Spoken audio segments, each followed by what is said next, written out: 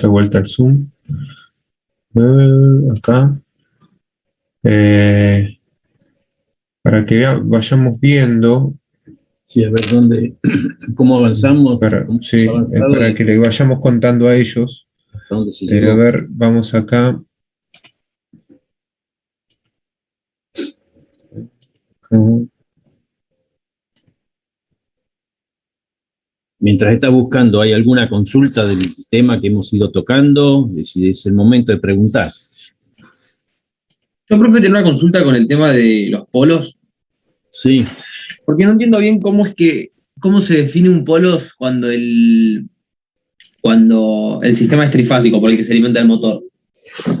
bueno, cuando vos tenés una bobina, ¿no es cierto? Y la alimentás con una tensión, te va a circular una corriente, esa corriente va a crear un flujo y automáticamente, de acuerdo a la circulación de la corriente y el sentido de arrollamiento, se va a cerrar líneas de fuerza de un campo magnético. Entonces vos sabés que se crea un norte y un sur. Entonces ahí tenés un par de polos. No existe el polo individual.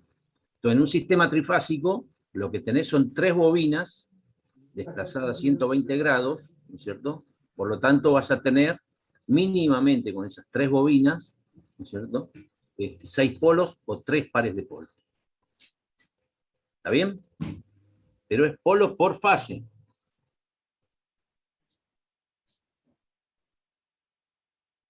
¿Hasta ahí me van siguiendo? Porque la máquina es trifásica, 3 fases. Ahora, si yo esa bobina, ¿no es cierto? Es decir, esa bobina, la divido en dos, o hago dos bobinados, ¿no es cierto? Y los conecto en paralelo, yo voy a tener por cada fase 4 polos o 2 pares de polos. Entonces la máquina es multipolar, y así sucesivamente. ¿Sí? A medida que yo vaya agregando en el mismo espacio 360 grados, en vez de tenerlo a 120, ¿no es cierto?, lo va a tener cada 60 grados. Y así vas haciendo toda la circunferencia de nuestro sistema estatórico. Pero va a depender, digamos, la cantidad de pares de polos que vos tengas a lo largo de toda la circunferencia, dividido 3 porque es un sistema trifásico. Entonces, de ahí es donde un observador fijo en la parte central de la máquina, ¿no es cierto?, como si estuviera acostado en la circunferencia, en el cilindro donde va a estar el rotor, está viendo pasar la cantidad de polos tantas veces como si cierran el circuito, si se cierra el ciclo.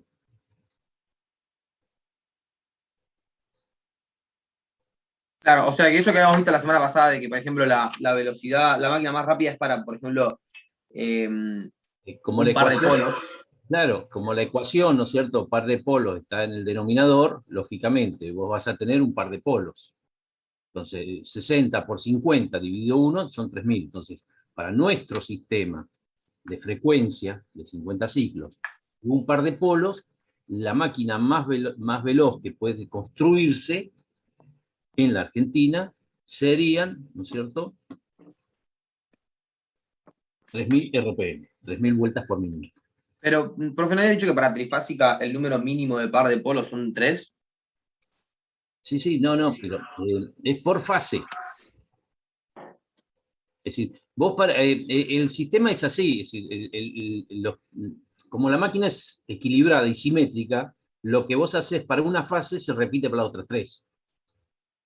La consecuencia de la composición de las 3 me va a dar el campo rotante, pero vos constructivamente estás fabricando una máquina de un par de polos, no 3 polos o 3 pares de polos.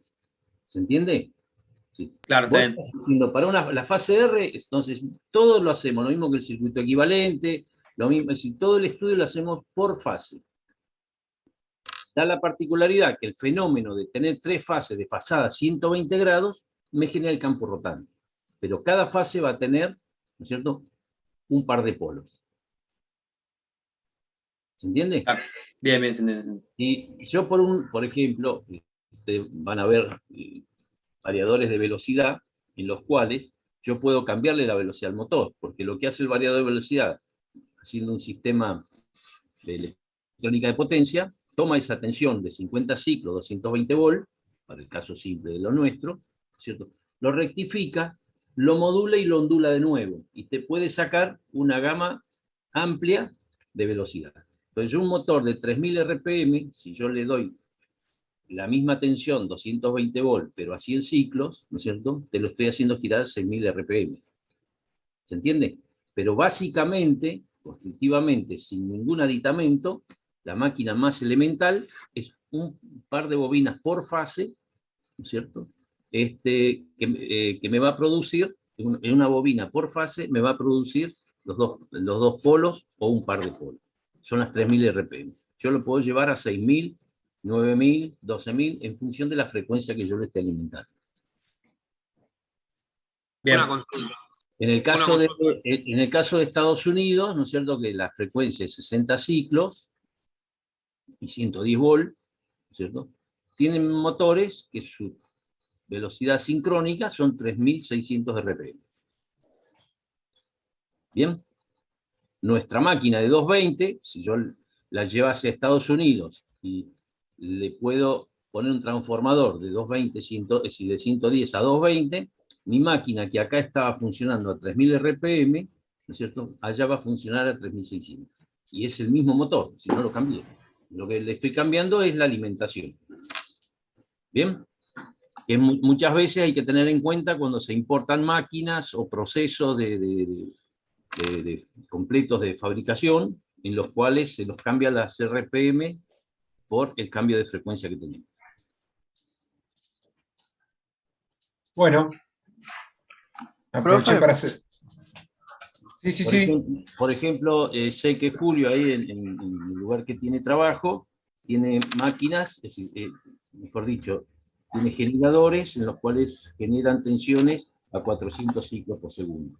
Entonces, los motores disminuyen el tamaño porque potencia es cupla por velocidad.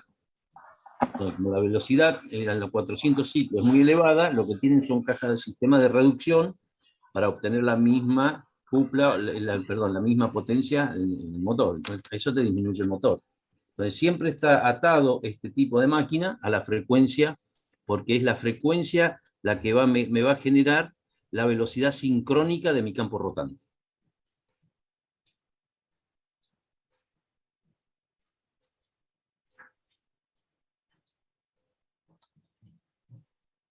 No sé quién quería preguntar algo. Ah, sí, yo. Si al motor de 220, sin querer lo conectás a 110, ¿se quema o tiene menos torque? A la misma frecuencia, digamos. Buena pregunta. A la misma tensión, a la misma frecuencia. No, Si o vos- sea, vos tenés un motor de 220 a 50, ponele. Y sin Ujú, querer lo conectás a 110. ujú. ¿Va a tener menos fuerza o se quema directamente? Si vos bajas la tensión, la corriente va a bajar también. Entonces no se quema, pero no te va a dar los valores nominales de funcionamiento. ¿Sí? La potencia es 3 veces U por I por coseno de phi. Si estás bajando la tensión, consecuentemente te está bajando también la corriente, lógicamente la potencia que te va a entregar ese motor no es el mismo. Y después hay una formulita, que creo que la vamos a ver hoy, en el cual el par de esta máquina varía con el cuadrado de la tensión. Entonces, si Claro. está bajando, no baja, es decir, la corriente sí es en línea directo, la ecuación es directamente, ¿no es cierto? Pero la cupla es función del cuadrado de la tensión. Entonces, al bajar vos un 50%, imagínate lo que te pasa con la cupla. Sí. Y a lo mejor está acoplado a un sistema en el cual no te va a arrancar la máquina, porque la cupla de arranque va a ser menor que la cupla resistente que tiene ese mecanismo. Bien. Sí, los motores son diseñados y se le va a sacar las características que figuran en placa, tanto la velocidad como el par, como la potencia, ¿no es cierto?, en función de la alimentación eléctrica que nosotros le demos. Si le estamos modificando, lógicamente hay consecuencias. Las consecuencias las van a ir aprendiendo, ¿no es cierto?, en función a medida que vamos avanzando en el tema. Pero sí, no es lo mismo que la máquina funcione para las características nominales que para unas características distintas.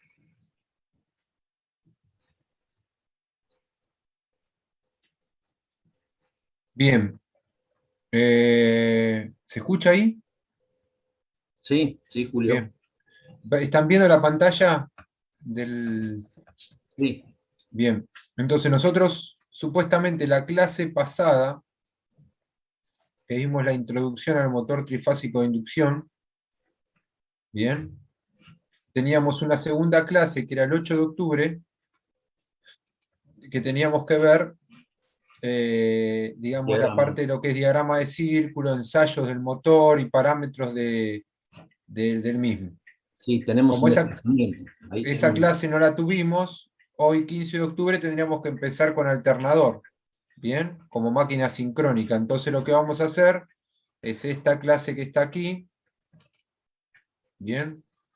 Esta que está acá, la permutamos por la del 22 de octubre, ¿bien? Con lo cual la del 22 de octubre va a pasar al 29 de octubre, Hay un ¿sí? corrimiento. Entonces hoy lo que vamos a ver es la segunda parte del motor trifásico de inducción, ¿sí? Eso básicamente para que estemos todos, tengamos claro lo que vamos a ver y lo que vamos a hacer. Bien. Yo no sé, Eduardo, si para refrescar, vos querés que le mostremos el videíto del motor asincrónico y lo repasamos rápidamente, Sí, como ¿te quieras, parece? no hay inconveniente. Sí, Porque todo lo que así, abunda no daña, así que así repasamos un poquito, porque lo vieron hace dos clases. Yo me imagino que igual se la pasaron repasando estas dos clases, pero estas 2 semanas, pero por las dudas, el fin de semana largo, sí. sí, que estuvieron repasando. Máquinas asincrónicas.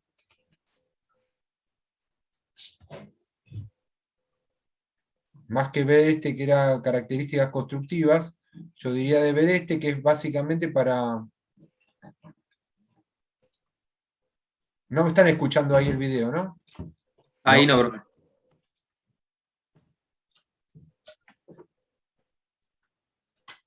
Bueno, listo. Ahí paso el video para que arranquemos. Es todo tuyo.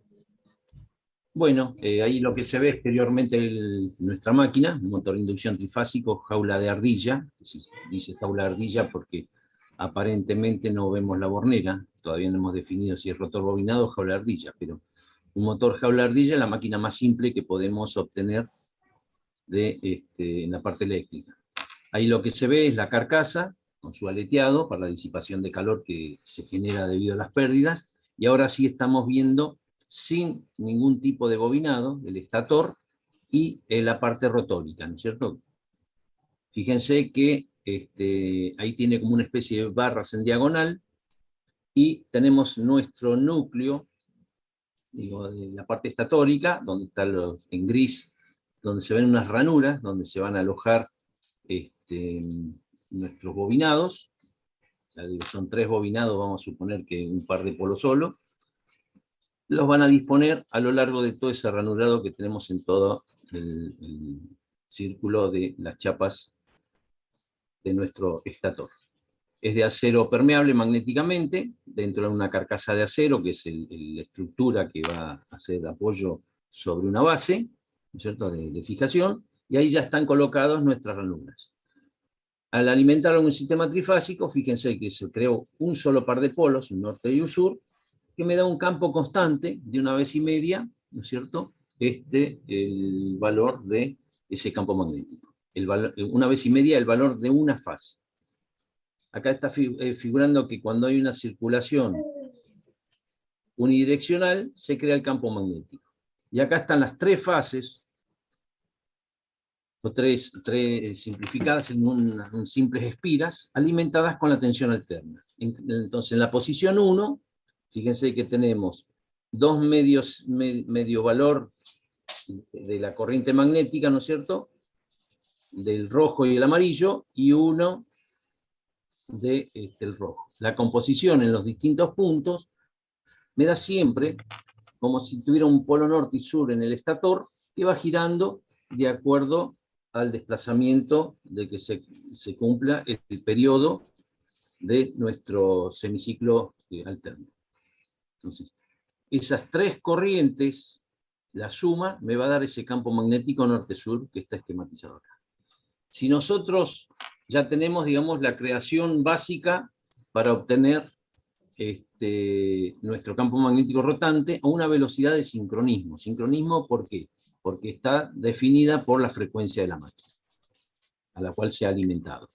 Si además, en un campo magnético que se mueve, introducimos una espira en corto, que ahora en la siguiente parte de la filmina, lógicamente hay un movimiento de un flujo respecto a una espira en corto, se va a inducir corriente. Esa corriente de cortocircuito me va a crear un flujo. Y ese flujo, como es una sola espira, ¿qué va a hacer?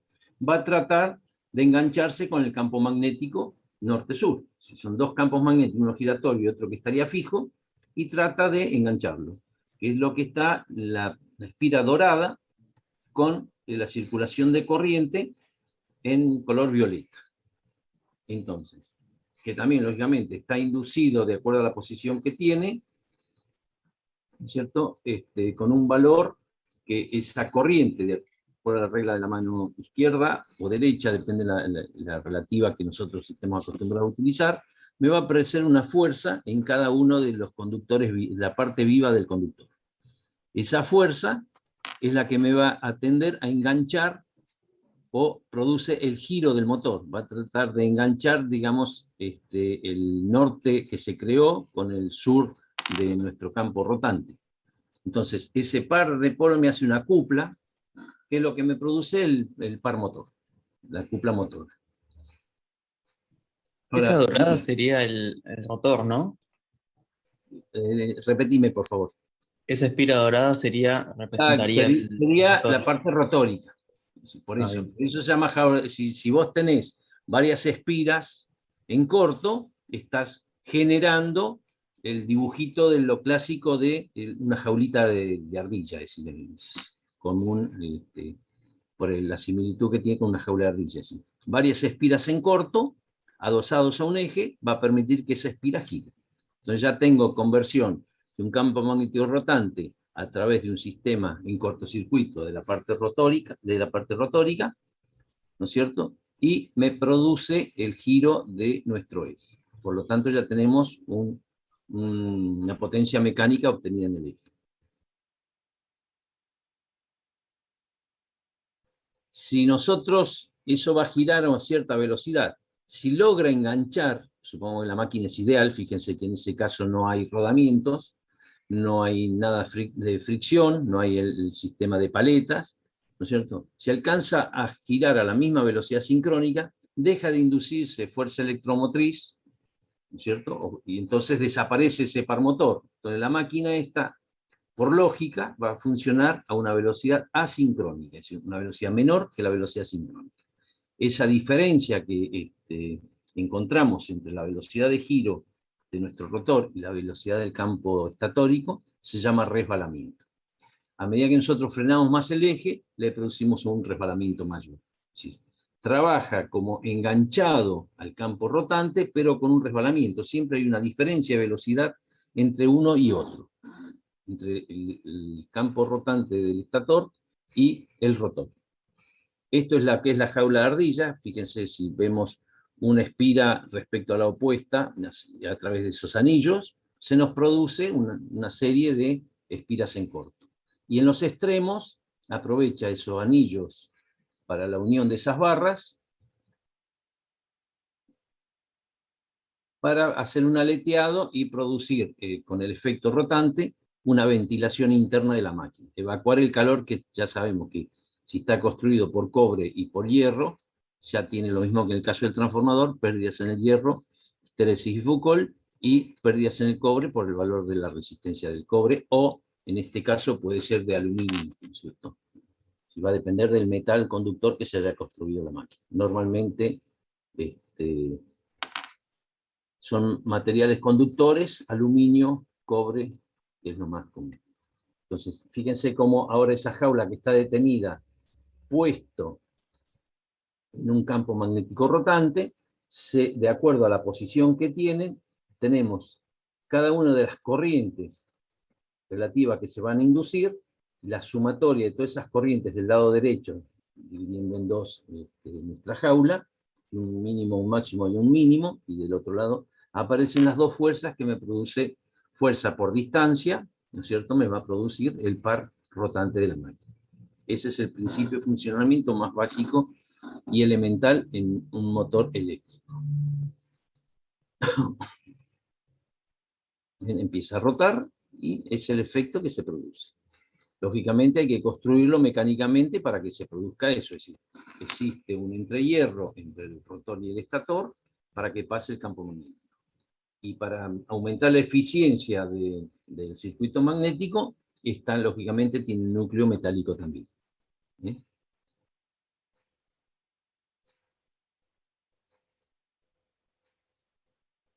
Como son valores de tensión, de corrientes alternas o flujos alternos, ¿cierto? Son laminados para minimizar las pérdidas histéresis glucol.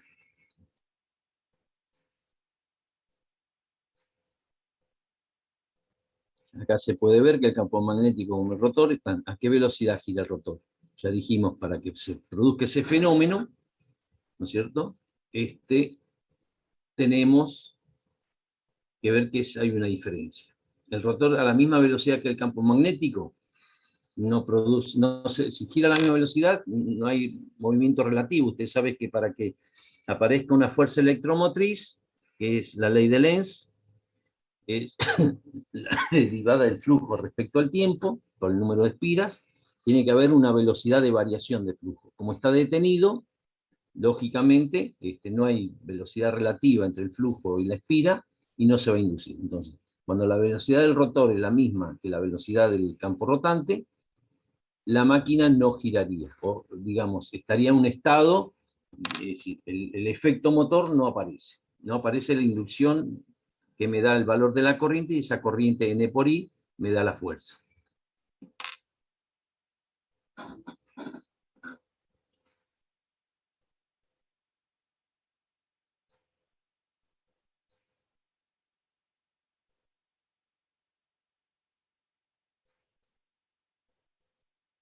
No se induce ninguna fuerza electromotriz, significa que la fuerza en las barras del rotor es cero.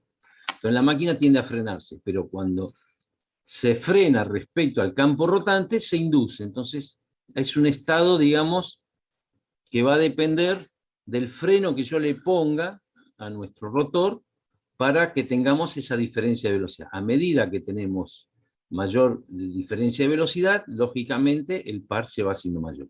Por eso esta máquina tiene una curva característica, que es par en función de la velocidad o del resbalamiento, ¿no es cierto? Es muy característica. Eso lo vemos en teoría.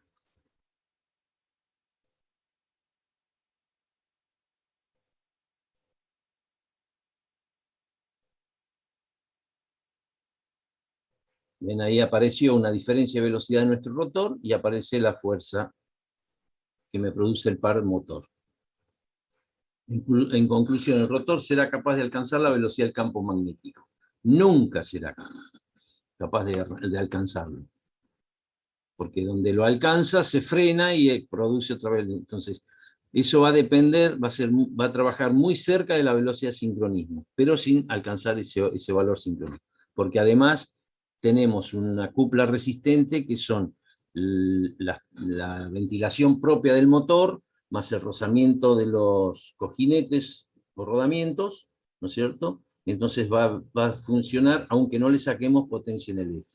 Si además nosotros le sacamos potencia en el eje, la diferencia de velocidades la vamos a hacer mayor todavía.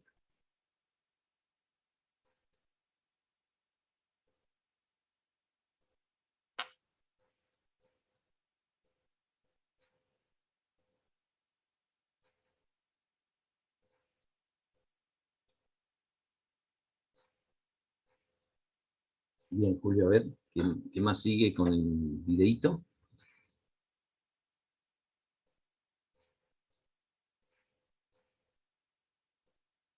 Bueno, esto ya lo hemos visto, es decir, la diferencia entre las dos velocidades, la de nuestro rotor respecto al campo rotante, es lo que me define el resbalamiento. La rotación mecánica se recibe en el rotor. Bueno, ahí está armando las dos tapas, que son que alojan los rodamientos para mantener nuestro rotor concéntrico. Por eso hay un ventilador en el extremo para evacuar, adosado en el otro extremo del eje, contrario al que se saca la potencia de accionamiento para ciertos mecanismos, un ventilador para evacuar el calor de la máquina.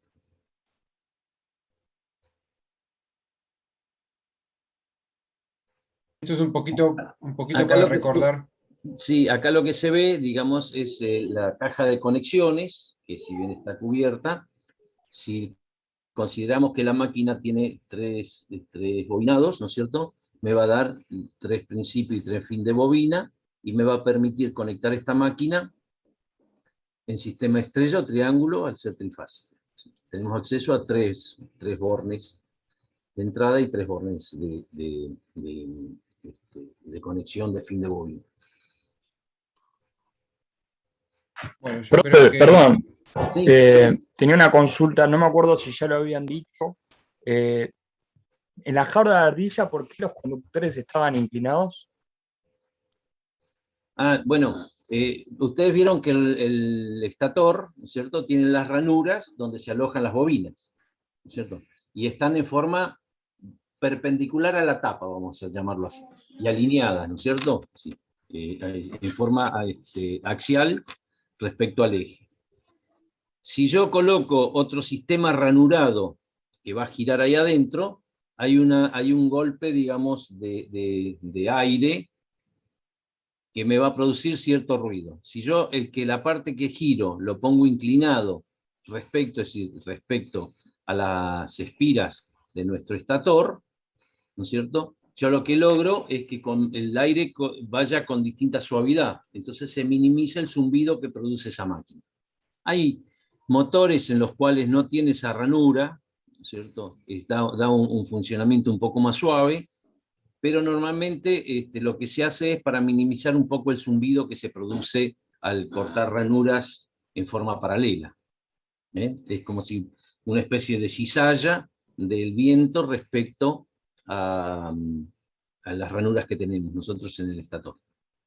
Sí, Puramente mecánico, entonces. mecánico, sí, Y también, profe, ¿no habías dicho también que era para que circule viento y medio como que refrigere?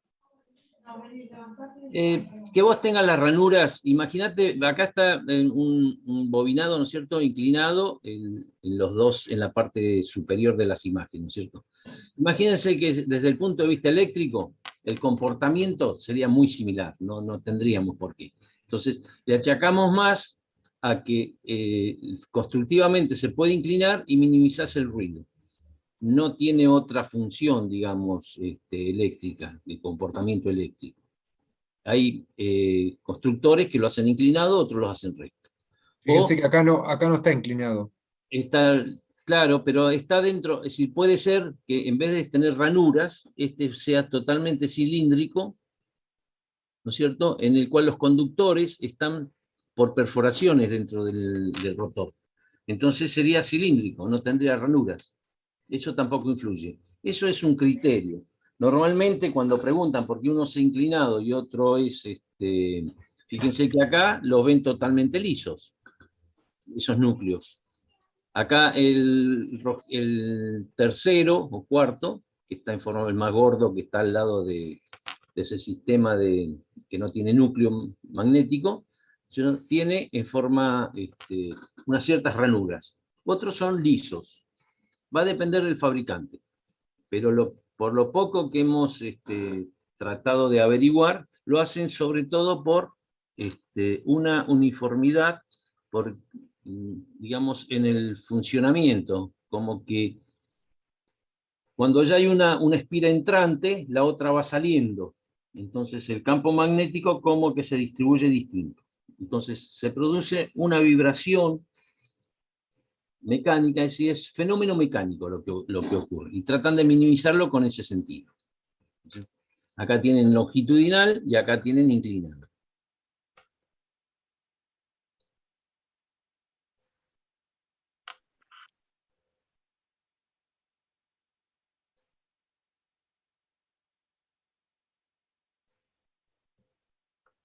Esto creo que lo vimos, ¿eh?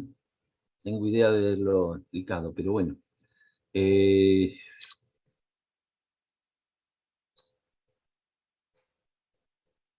esta ya no la vimos. ¿Lo vieron? No, llegamos hasta esa, Hasta esta. hasta la 11. A la de abajo.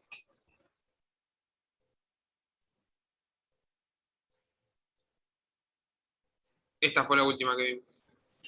Bueno, acá es lo que está diciendo, es decir, cuando la velocidad de nuestro rotor, ¿no es cierto?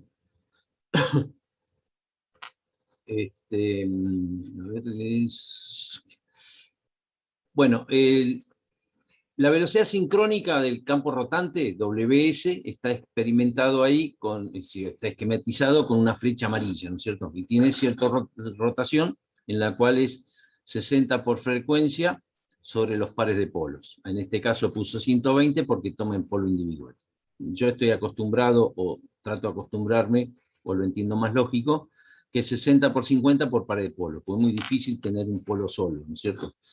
Entonces, para no perturbarme un poco el pensamiento, trato de llevarlo 60 por 50, además sé que la diferencia entre ciclo, entre segundo y minuto es 60, entonces memorizo mejor la ecuación esa de la velocidad sincrónica que gira esa velocidad.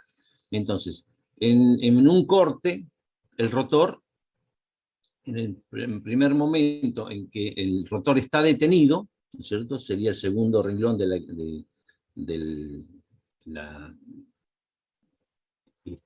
segundo renglón donde dice rotor detenido, la velocidad del rotor igual 0, el resbalamiento es 1. Es el máximo resbalamiento que nosotros podemos tener entre 0 y 1, oscila esta máquina, ¿sí? Porque la máquina, cuando la velocidad del campo rotante es igual a la velocidad sincrónica, está en sincronismo, que es un estado que no puede funcionar, pero en el caso ideal lo llama estado flotante. Entonces, nuestra máquina va a funcionar entre el rotor detenido y estado flotante.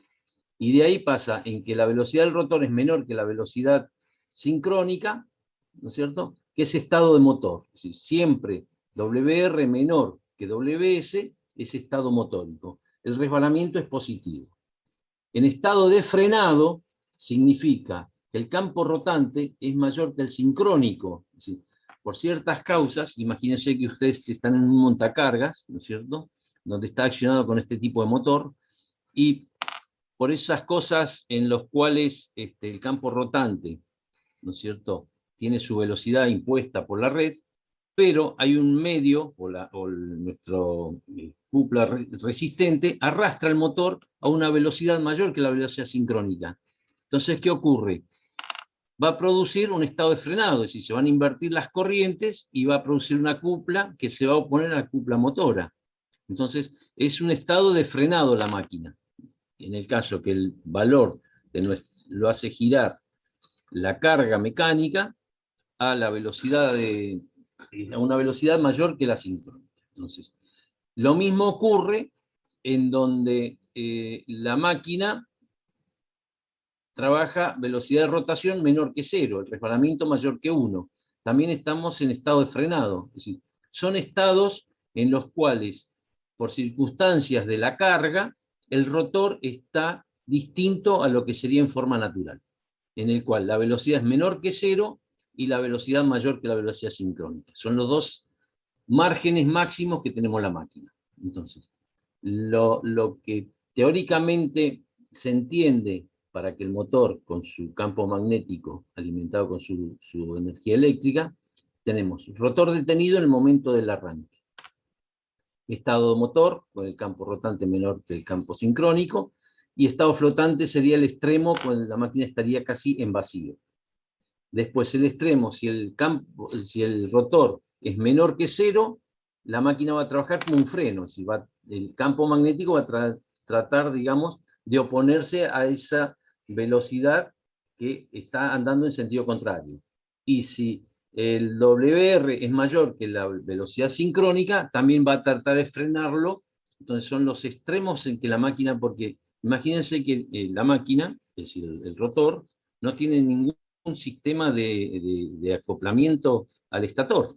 Entonces, puede girar en función de lo que le produce la carga resistente de la máquina, o el mecanismo.